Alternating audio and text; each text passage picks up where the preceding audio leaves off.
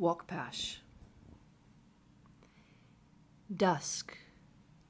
On all sides, mountains. Walk into blue distance.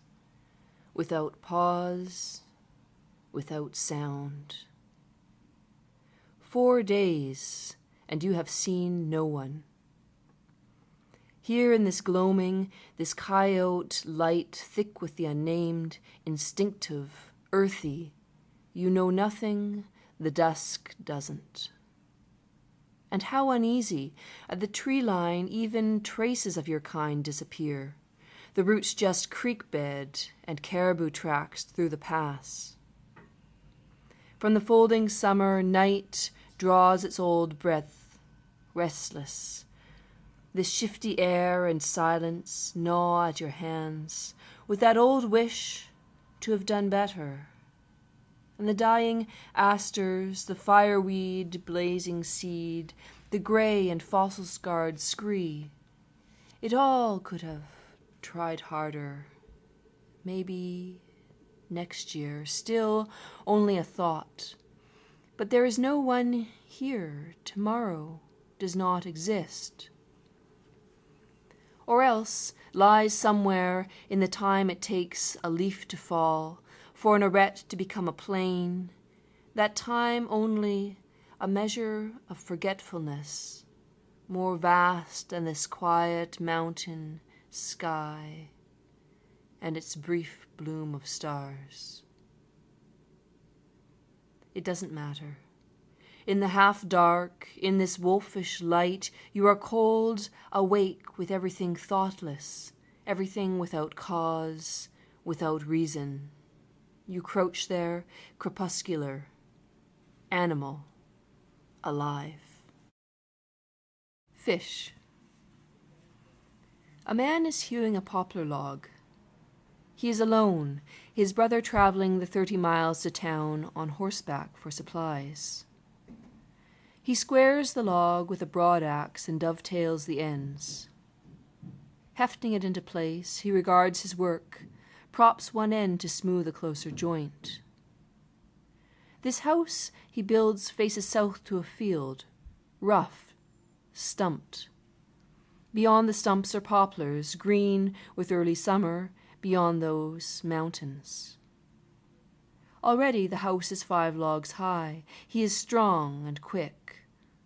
No neighbors for miles, he is also isolated and feels it. He doesn't imagine the lilacs his sister will plant years from now, her table whose length and generosity will make a legend of this home. No, he sees himself solitary, cloistered in dense bush, its silence, compelled by his work, but anxious already to move on from here. In this, he is a steelhead, climbing doggedly upriver, engrossed in its own story amid legions of other fish, its singular tryst with the river, ascending a wilderness of water that speaks in the glottal-stopped dialect of shifting pebbles. The man hews this testament into each log, imagining the story he lives is his only. Yet his work, his body, belong to the land that receives them, to the lineage trailing him like smoke. Cranes. Dawn, almost. Going out to the barn with a pail, the sky is that same steel. Again this morning my chest is a cold scrapyard of broken, rusting things. It seems impossible that they were ever useful. Picking my way through them, days ago, desperate for something functional, something at least recognizable, I snagged a strand of barbed wire. I've been lockjawed ever since. Because everything departs as winter approaches, the leaves cut off from what they'd thought was home. This morning, the first real snow glazes the mountains, and I have squandered a whole season to list upon list of tasks. Now, midway across the yard, 6 sandhill cranes pass overhead. They're so low I can hear their wings skin the cold air. In unison they descend, circling slowly, and alight on the drumlin in the far field. Behind me, over the trees, dawn ignites the ragged clouds. The old door creaks open. I bucket grain into the manger and draw the milking stool up. 2 streams of milk collide in the pail, and the day begins. In this season of endings, from this garden of derelict tire rims, seized up mower blades, there is so much I would like to say. Leaning into this gentle, giving cow, she seems to me the natural condition of the world. Living at 9.8 meters per second squared. At the top of Mount Zuhalem, we toss pebbles off the cliffs. It is one of those raw moments of early spring sunlight, wrapped around something half perceived, rushing through us faster than we could carry our slowing feet up here. Not love, not grief, not anything human. Something that makes us look backward over our shoulders to the deep trees as we fling pebbles at the darker firs below, the light lulling us into laziness while the stones, falling through their brief arc of empty blue, accelerate. There is an equation for the parabola we throw across the sky.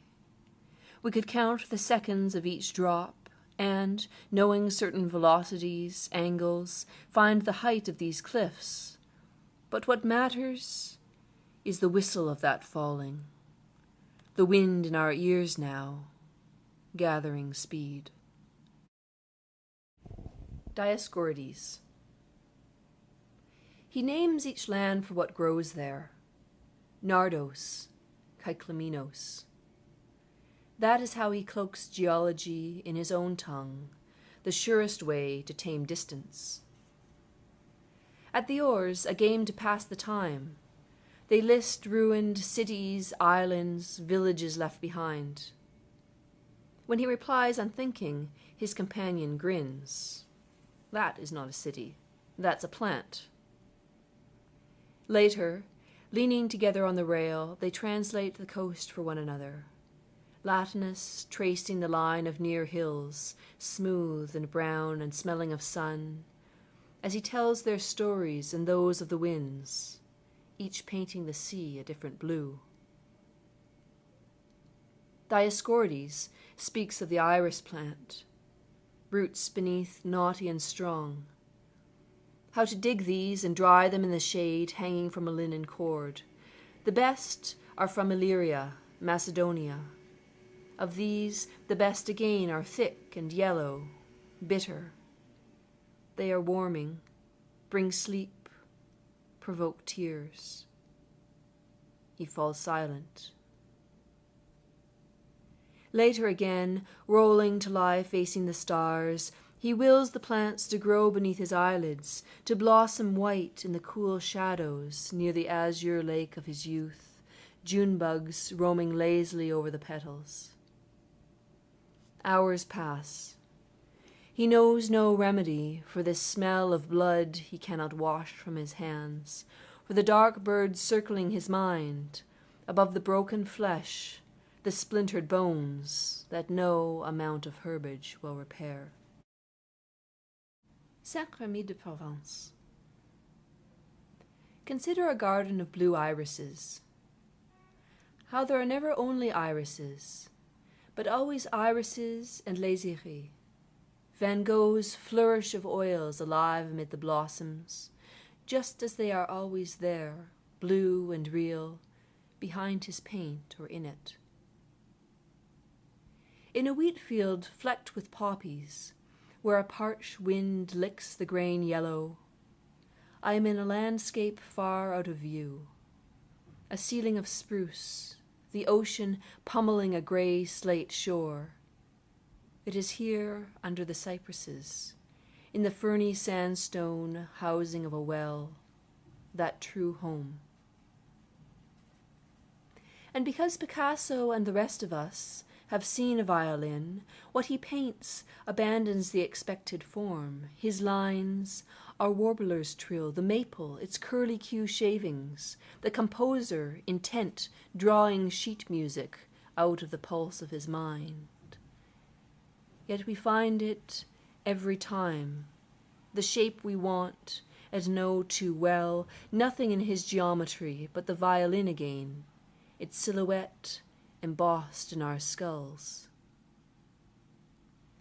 Thus, in a Provençal field, the desired pines on a mountainside, alive with rain in spring, the snow just gone, everything drowned in the howl of wind, slipping into the real, flesh and paint in that moment before memory, buckled old hands on a watering can, the face of a statue softened away by rain.